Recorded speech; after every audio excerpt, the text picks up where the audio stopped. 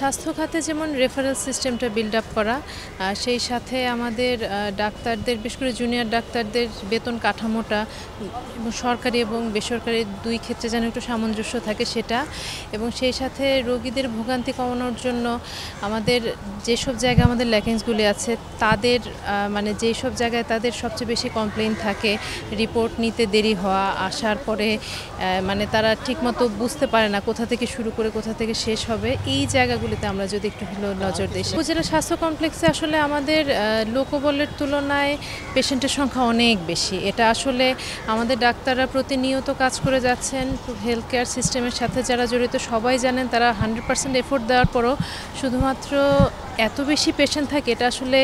এই লোকবল দিয়ে কখনোই সম্ভব না। আউটডোরে যেখানে একজন ডাক্তারকে 150 থেকে 200 পেশেন্ট প্রতিদিন দেখতে হচ্ছে, এই একজন মানুষের পক্ষে স্বাভাবিকভাবেই এটা যে কেউ বুঝবে যে একজন মানুষের পক্ষে একদিনে 150 পেশেন্ট আউটডোরে দেখে এটা তো খুবই কঠিন, এটা তো আসলে হয় না। এটা এরকম অমানসিক চাপ সামলালে আসলে কমিউনিকেশন গ্যাপ হওয়াটাই স্বাভাবিক, এটা তো মানুষ, তো তারা পরিবর্তন করার জন্য আমাদের স্বাস্থ্য খাতে আরও বেশি আমার মনে হয় ডাক্তার, নার্স এবং টেকনিশিয়ান নিয়োগ হওয়া উচিত, যেন আমাদের জনসংখ্যার প্রপোর্শন অনুযায়ী একটা উপজেলায় যত জনসংখ্যা সেই প্রপোর্শন অনুযায়ী যেন ডাক্তার এবং